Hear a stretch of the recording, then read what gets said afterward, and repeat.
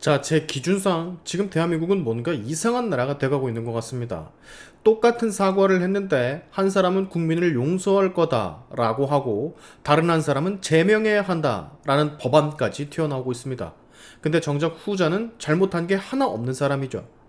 공정을 부르지는 그쪽 진영에서 벌이는 일들인데 오늘 소식 짧게 전해드리도록 하겠습니다. 누가 누구를 용서하고 누구 마음대로 유시민을 용서를 한다라는 건지 나 참 어처구니가 없어요. 본론 들어가기 앞서서 30초만 시간 주십시오. 광고 짧게 가겠습니다. 더산삼 최고의 제품인 더산삼 진, 앰플 한 병당 17mg의 사포닌을 함유한 더산삼 제품들 중 1등인 제품. 이 더산삼 진 세트를 구매하시면 정품 2세트를 더 드리고 지난번 광고했던 더산삼류 1세트까지 더 얹어드립니다.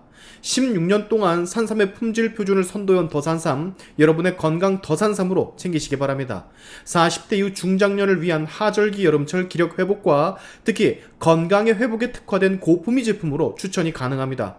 구매 링크는 고정 댓글에 있고 구매하시기 전 구매 평과 평점 꼭 확인해주세요. 광고 끝. 자, 며칠 전 유시민 작가가 김어준의 방송에 출연을 해서 김문수 후보의 아내 설란영 여사를 이렇게 비난했습니다. 유력한 정당의 대통령 후보 배우자라는 자리가 설란영 씨 인생에선 갈 수 없는 자리다. 그래서 이 사람이 지금 발이 공중에 떠 있다. 그러니까 제정신이 아니다. 자, 이 발언은 엄청난 논란을 불러일으켰어요. 계급적 편견, 여성 비하, 노동자 비하를 동시에 섞은 모욕적 표현을 했기 때문입니다. 그 자리는 당신 같은 사람이 못 간다라는 너무나 뚜렷한 차별성 발언을 시전한 유시민. 저는 이 말을 듣고 바로 생각을 했죠. 노무현 고졸인데? 네가 그렇게 좋아하는 노무현 김대중 상고 출신인데? 유시민의 이런 논리대로라면, 그 기준대로라면 김대중 노무현 대통령 자리에 어울리지 않아야 되는 사람입니까? 그거 아니잖아요. 결국 이 발언은 엘리트주의에 찌든 편견, 지들이 그렇게나 타파하자고 외쳤던 바로 그것, 그리고 내가 생각하는 엘리트만 정치할 자격이 있고 정상의 위치에 설 수 있다라는 오만함의 발로였습니다. 온 사회가 이 유시민의 발언을 듣고 분노했어요. 사회 각계각층에서 엄청난 반발이 터져 나왔습니다. 유시민은 원래 예전부터 제 기준 정상적인 두뇌를 가진 사람이 아니었기에 저 사람이 저러는 거 똥 옆에 파리가 꼬이는 아주 자연스러운 현상으로 저는 받아들였지만 이번엔 여성계 포함 양대 노총까지 사과하라 발을 벗고 나섰습니다. 설란영 여사가 어떤 정책을 띠고 있던 인간으로서의 존엄을 무시하는 발언을 유시민이 했기 때문인데요. 자, 근데 여기서 그치지 않고 더 충격적인 장면이 오늘 연출이 됩니다. 바로 민주당 이재명 후보가 이 유시민의 발언에 대해서 이렇게 말을 해버려요. 유시민의 발언은 부적절한 표현으로 보여진다. 본인이 사과를 했다니까 우리 국민께서 용서하지 않으실까 생각이 된다. 뭐죠? 아니, 사과를 했으니까 국민이 용서를 할 거라고? 나는 아닌데? 게다가 그러면 지금까지 수많은 범민주 진영의 인물들은 타인들, 그렇게 많은 사람들의 사과를 받아들이지 않은 겁니까? 왜 상대 진영에선 사과를 해도 진정성이 없다라, 사퇴해라, 처벌하라, 의원직을 박탈해라 라면서 외치고 자기 편이 사과를 하면 국민이 용서를 해준다라고 합니까?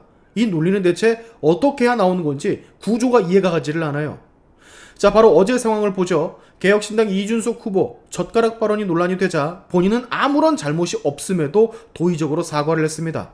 발언을 꺼낸 것 자체가 국민들이 불편함을 느끼신다면 그것에 대해서 사과를 하겠다라는 뜻. 근데 이 사과를 듣고 민주당의 반응 어땠어요? 혐오 발언이다. 국회 윤리특위에 제소를 하겠다. 의원직 제명안을 발의하겠다.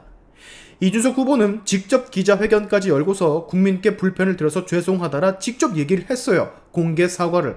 근데도 민주당은 사과로 끝날 일이 아니다라면서 현재까지도 이준석 후보를 융단 폭격을 하고 있죠.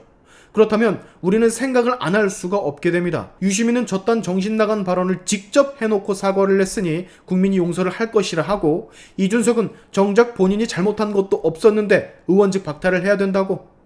이게 여러분 어느 나라 논리입니까? 다 달나라에 사세요, 저쪽 진영은? 설란영 여사를 향해서 온갖 차별성 발언 폭격 후 제정신 아니다라는 표현까지 쓴 건 사과하면 끝인데, 이준석이 발언 맥락을 정확하게 밝히고 본인이 한 말도 아님 순화시켜서 국민께 알린 거, 근데 그걸 그래도 죄송하다 사과를 했음에도 제명까지 몰고 가는 거, 이게 여러분 정의라고 생각하십니까? 결국 이재명 후보는 이렇게 말을 하고 있는 겁니다. 내 편은 사과하면 용서를 받을 수 있고 남의 편은 사과를 해도 제명당해야 된다. 이게 저쪽 공정의 실체입니다. 정의의 탈을 쓴 편가르기, 사과의 형평도, 책임의 기준도 모두 내 편이냐 아니냐에 따라서 나뉘는 역겨운 이중잣대. 자, 여러분, 표현의 자유는요, 우리가 민주주의 사회에 살고 있다는 가장 강력한 증거 중에 하나입니다. 근데 지금 이 나라에서 표현의 자유는 진영 논리에 따라 선택적으로 탄압을 받고 있어요. 오늘 유시민의 발언과 이재명 후보의 반응은 단순한 막말 사건과 방탄 사건이 아닙니다. 추후 저 사람들이 집권을 하게 되면 어떤 기준으로 이 나라의 자유가 판가름 날지 보여주는 예고편인 거예요.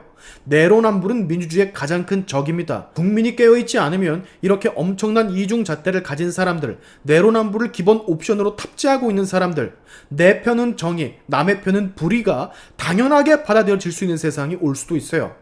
앞으로 우리가 어떤 시대를 살아갈지 결정짓는 정말 큰 진짜 중요한 시간이 시작이 됩니다.